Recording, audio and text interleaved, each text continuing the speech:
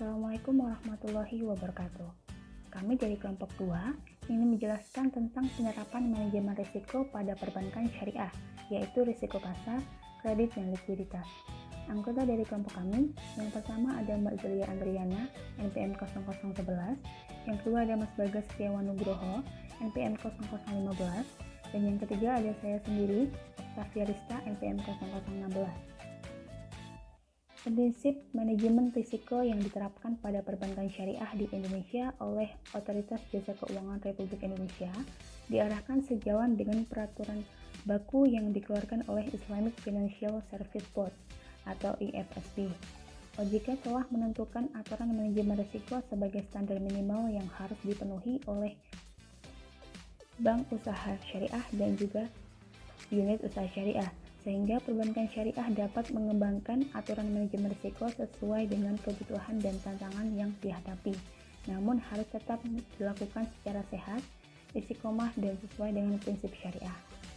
Ketentuan umum tentang pelaksanaan manajemen risiko perbankan syariah di Indonesia paling awal tertuang dalam Ketentuan Bank Indonesia Nomor 13/23/PI 2011 tanggal 2 November 2011 tentang penerapan manajemen risiko bagi BUS dan UUS. Penerapan manajemen risiko bagi BUS dan UUS di Indonesia. Penerapan manajemen risiko untuk BUS dilakukan secara individu maupun konsolidasi dengan anak perusahaan. Aspek dalam manajemen risiko. Yang pertama, pengawasan aktif direksi, Dewan Komisaris, Dewan Pengawas Syariah. Yang kedua, kecukupan kebijakan dan prosedur manajemen risiko dan penetapan limit risiko. Yang ketiga, kecukupan proses identifikasi, pengukuran, pemantauan, pengendalian risiko, serta sistem informasi manajemen risiko. Dan yang keempat, sistem pengendalian intern yang menyeluruh. Selanjutnya, OJK berkewajiban perbankan syariah untuk menerapkan manajemen risiko yang mencakup. Yang pertama itu adalah risiko kredit. Menurut Bank Indonesia 2003, risiko kredit itu adalah risiko yang timbul akibat kegagalan debitur dan atau pihak lain dalam memenuhi kewajiban bank. Yang kedua, risiko pasar adalah risiko pada posisi neraca dan rekening administratif termasuk transaksi derivatif akibat perubahan secara keseluruhan dari kondisi pasar termasuk risiko perubahan harga option. Yang ketiga, ada risiko likuiditas, yaitu risiko akibat ketidakmampuan bank untuk memenuhi kewajiban yang jatuh waktu dari sumber pendanaan arus kas dan atau dari aset likuid berkualitas. Yang keempat, risiko operasional adalah risiko akibat adanya ketidakcukupan dan atau tidak berfungsinya proses internal, kesalahan manusia, kegagalan sistem, atau adanya problem eksternal yang mempengaruhi operasional bank. Yang kelima, ada risiko hukum. Menurut Bank Indonesia tahun 2003, risiko hukum adalah risiko akibat tuntutan hukum dan atau kelemahan aspek yuridis. Lalu yang keenam, risiko reputasi adalah risiko akibat menurunnya tingkat kepercayaan stakeholder yang bersumber dari persepsi negatif terhadap bank. Yang ketujuh, ada risiko strategik adalah risiko akibat ketidaktepatan dalam pengambilan dan atau pelaksanaan suatu keputusan strategi serta kegagalan dalam mengantisipasi perubahan lingkungan bisnis. Yang kedelapan, ada risiko kepatuhan. Menurut Bank Indonesia tahun 2003, risiko kepatuhan adalah risiko akibat bank tidak mematuhi atau tidak melaksanakan peraturan perundang-undangan dan ketentuan yang berlaku. Yang kesembilan, ada rate of return risk atau risiko imbal hasil. Adalah risiko akibat perubahan tingkat imbal hasil yang dibayarkan bank kepada nasabah. Karena terjadi perubahan tingkat imbal hasil yang diterima bank dari penyaluran dana yang dapat mempengaruhi perilaku nasabah dana pihak ketiga. Risiko investasi syariah. Ini adalah biasa disebut risiko nilai tukar. Risiko ini terjadi akibat nilai mata uang negara turun, sehingga membuat nilai investasi turun pula. Lalu ada pengawas aktif direksi, Dewan Komisaris, dan Dewan Pengawas Syariah atau DPS. Otoritas Jasa Keuangan telah menetapkan wewenang dan tanggung jawab direksi, Dewan Komisaris, dan serta Dewan Pengawas Syariah. Yang pertama ada direksi. Wewenang dan tanggung jawabnya adalah yang pertama, menyusun kebijakan dan strategi manajemen risiko secara tertulis dan komprehensif. Yang kedua, bertanggung jawab atas pelaksanaan kebijakan manajemen risiko dan eksposur risiko yang diambil oleh bank secara keseluruhan. Yang ketiga, mengevaluasi dan memutuskan transaksi yang memerlukan persetujuan direksi. Yang keempat, mengembangkan budaya manajemen risiko pada seluruh jenjang organisasi dengan memberikan penjelasan yang memadai kepada seluruh jenjang organisasi tentang pentingnya manajemen risiko yang efektif. Yang kelima, melaksanakan kaji ulang secara berkala untuk memastikan keakuratan metodologi penilaian risiko, kecukupan implementasi sistem informasi manajemen risiko, dan ketepatan kebijakan prosedur dan penetapan limit risiko. Yang kedua ada Dewan Komisaris. Wewenang dan tanggung jawabnya adalah menyetujui dan mengevaluasi kebijakan manajemen risiko serta mengevaluasi pertanggungjawaban direksi atas pelaksanaan manajemen risiko. Yang ketiga ada Dewan Pengawas Syariah. Wewenang dan tanggung jawabnya adalah melakukan evaluasi kebijakan manajemen risiko yang terkait dengan pemenuhan prinsip syariah serta mengevaluasi pertanggungjawaban direksi atas pelaksanaan kebijakan manajemen risiko yang terkait dengan pemenuhan prinsip syariah. Lalu saya akan menjelaskan tentang kebijakan, prosedur, dan penetapan limit. Yang pertama adalah kebijakan manajemen risiko.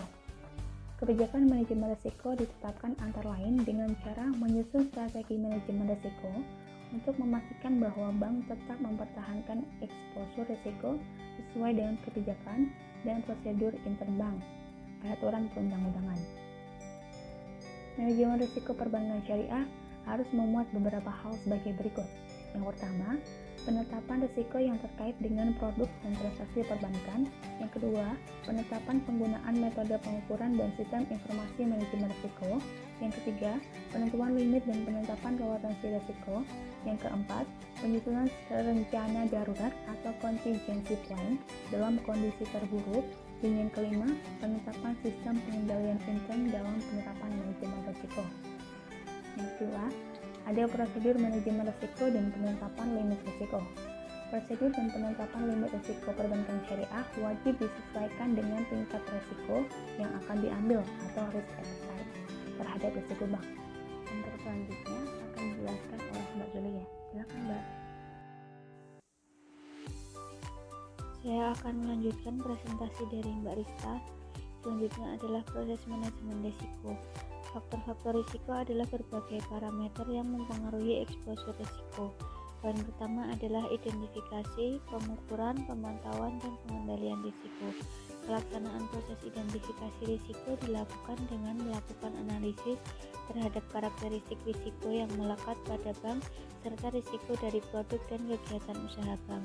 Dalam melaksanakan pemantauan risiko, bank wajib melakukan evaluasi terhadap eksposur risiko dan penyempurnaan proses pelaporan apabila terdapat perubahan kegiatan usaha bank, produk, transaksi, faktor risiko, teknologi informasi, dan sistem informasi manajemen risiko yang bersifat material.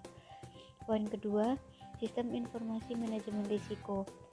Sistem informasi manajemen risiko harus mencakup laporan atau informasi mengenai eksposur risiko, kepatuhan terhadap kebijakan, prosedur manajemen risiko, penetapan limit risiko, dan realisasi pelaksanaan manajemen risiko dibandingkan dengan target yang ditetapkan. Selanjutnya adalah sistem pengendalian intern. Sistem pengendalian intern wajib memastikan beberapa hal, di antaranya yang pertama adalah memastikan kepatuhan terhadap peraturan perundang-undangan yang berlaku serta kebijakan atau ketentuan intern bank. Yang kedua, tersedianya informasi keuangan dan manajemen yang lengkap, akurat, tepat guna, dan tepat waktu. Yang ketiga, memastikan efektivitas dan efisiensi dalam kegiatan operasional.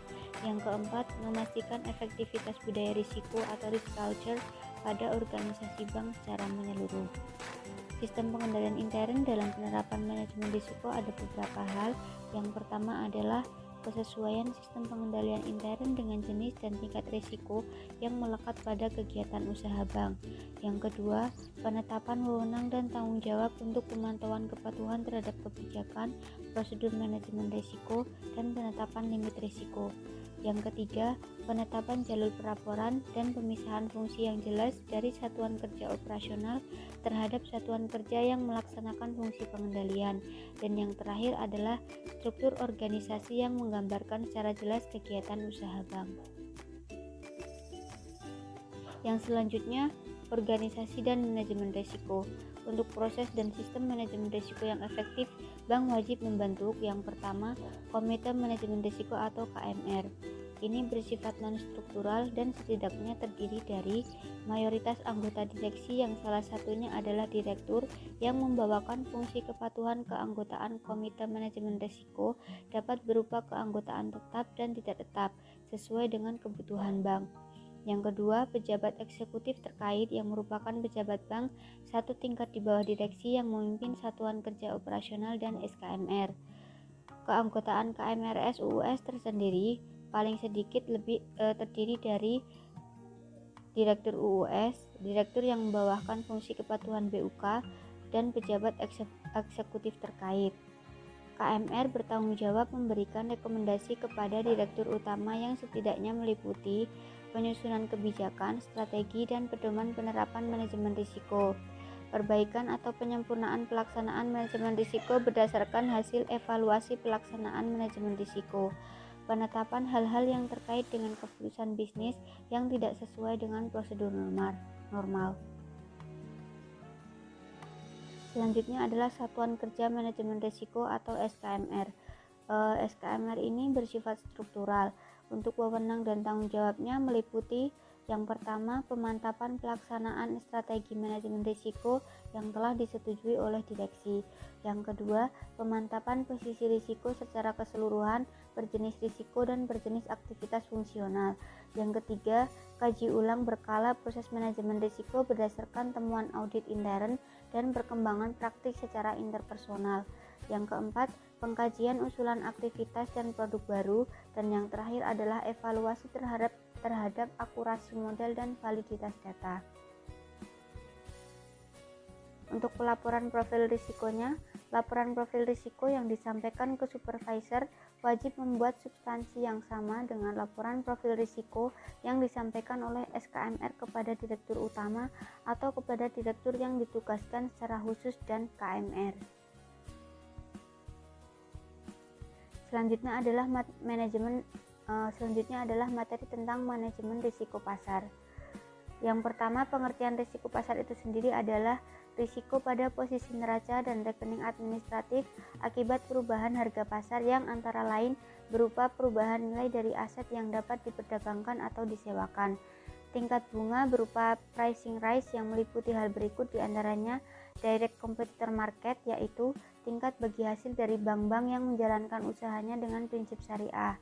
Indirect competitor market rate, yaitu tingkat bunga pada bank konvensional. Expected competitive return for investor, yaitu hasil investigasi yang kompetitif yang diterapkan oleh investor. Poin selanjutnya adalah kasus risiko pasar. Pembiayaan sewa ditetapkan di muka dan dapat diubah di kemudian hari. Dalam operating ijarah, pemberi sewa dapat terkena risiko pasar terhadap nilai sisa aset yang disewakan. Yang kedua adalah profil risiko pasar. Profil risiko adalah gambaran keseluruhan risiko yang melekat pada operasional bank syariah baik BUS maupun UUS.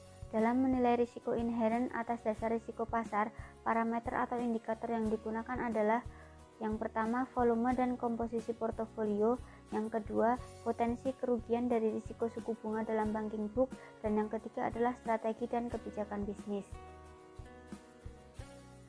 Untuk materi yang selanjutnya akan disampaikan oleh Mas Bagas. C. Penerapan manajemen risiko.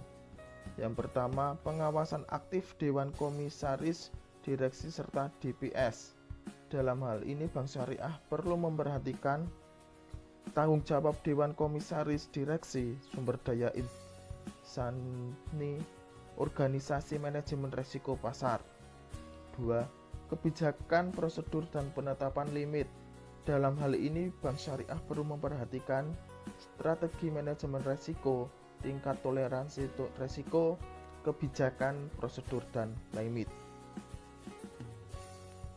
3. Proses identifikasi, pengukuran, pemantauan, dan pengendalian resiko serta SIM resiko pasar. Ada 4, yaitu identifikasi, pengukuran, pemantauan, pengendalian, dan SIM resiko pasar. Sistem pengendalian intern. Dalam hal ini, Bank Syariah perlu memperhatikan memiliki sistem pengendalian intern, prinsip pemisahan secara konsisten, valuasi posisi trading, dan model pengukuran independen terhadap fungsi pengambilan risiko. D. Penilaian risiko intern untuk risiko pasar. Risiko intern merupakan risiko yang melekat pada kegiatan bisnis bank syariah, baik yang dapat dikuantifikasikan maupun tidak, yang berpotensi mempengaruhi posisi keuangan bank syariah. E. Kualitas penerapan manajemen risiko pasar. Kualitas manajemen risiko pasar dapat dilihat dari 4 hal di bawah ini, yaitu tata kelola risiko, kerangka manajemen risiko, proses manajemen risiko, sistem informasi dan sumber daya manusia, dan sistem pengendalian risiko. Manajemen risiko likuiditas. Pengertiannya adalah resiko akibat ketidakkemampuan bank syariah untuk memenuhi kewajiban yang jatuh tempo dari sumber pendanaan arus kas atau aset likuiditas berkualitas tinggi yang dapat digunakan tanpa mengganggu aktivitas dan kondisi keuangan bank. Besar kecilnya risiko likuiditas ini banyak ditentukan oleh A. Kecermatan perencanaan arus kas berdasarkan prediksi pembiayaan dan prediksi pertumbuhan dana. B. Ketetapan dalam mengukur struktur dana termasuk kecukupan dana non bagi hasil. C. Ketersediaan aset yang siap dikonversikan menjadi kas. D. Kemampuan menciptakan akses ke pasar antar bank atau sumber dana lainnya termasuk fasilitas lender of last resort. B. Profil resiko likuiditas adalah komposisi dari aset kewajiban dan transaksi rekening administratif, konsentrasi aset dan kewajiban, kerentaan pada kebutuhan pendanaan serta akses pada sumber-sumber pendanaan. Resiko likuiditas adalah elemen kunci untuk manajemen likuiditas efektif. Ada 2. Yang 1, klasifikasi resiko likuiditas. Dapat diklasifikasikan menjadi likuiditas endogen. Likuiditas eksogen adalah likuiditas yang ditimbulkan oleh struktur kewajiban bank. 2. Resiko likuiditas pada produk penyaluran dana. Berdasarkan karakteristik dan sifatnya, risiko masing-masing produk penyaluran dana sebagai berikut. Pertama, pembiayaan akad mudharabah atau musyarakah memiliki risiko likuiditas tertinggi. 2. Pembiayaan akad mudharabah atau ijarah atau memiliki risiko likuiditas lebih rendah daripada mudharabah. 3. Pembiayaan dengan akad qard, ran atau wakalah, kafalah, hiwalah dengan risiko terendah. C. Penerapan manajemen risiko likuiditas. Yang pertama, pengawasan aktif Dewan Direksi, Dewan Komisaris, DPS. 2. Kebijakan prosedur dan penetapan limit. 3. Proses identifikasi, pengukuran, dan pengendalian risiko serta SIM risiko likuiditas. 4. Sistem pengendalian intern. D. Penilaian risiko intern untuk risiko likuiditas. Risiko intern merupakan risiko yang melekat pada kegiatan bisnis bank syariah yang dapat dikuantifikasikan maupun tidak, yang berpotensi mempengaruhi keuangan bank syariah. Kualitas penerapan manajemen risiko likuiditas. Ada 4. Yang pertama, tata kelola risiko mencakup evaluasi terhadap perumusan tingkat risiko yang akan diambil. 2. Dan toleransi risiko. 3. Kerangka manajemen risiko mencakup beberapa evaluasi terhadap strategi manajemen risiko yang searah. 4. Proses manajemen risiko, pengukuran, pemantauan, dan SDM mencakup berbagai evaluasi. F. Mempengaruhi capital adequacy ratio atau CAR terhadap resiko likuiditas perbankan syariah dan perbankan konvensional adalah resiko yang memperlihatkan seberapa jauh seluruh aktif bank yang mengandung resiko atau kredit penyertaan surat berharga tagihan pada bank lain ikut dibiayai dari dana modal sendiri bank di samping memperoleh dana-dana dari sumber-sumber di luar bank seperti dana masyarakat, pinjaman, utang. G. Pengaruh return on asset atau ROA terhadap resiko likuiditas perbankan syariah dan perbankan konvensional. Berdasarkan jenisnya, bank dibedakan menjadi dua jenis yaitu bank umum konvensional dan bank umum syariah. ROA merupakan salah satu rasio probabilitas yang dapat mengukur kemampuan perusahaan dalam menghasilkan laba dari aktiva yang digunakan. Sekian dari kelompok kami. Terima kasih. Wassalamualaikum warahmatullahi wabarakatuh.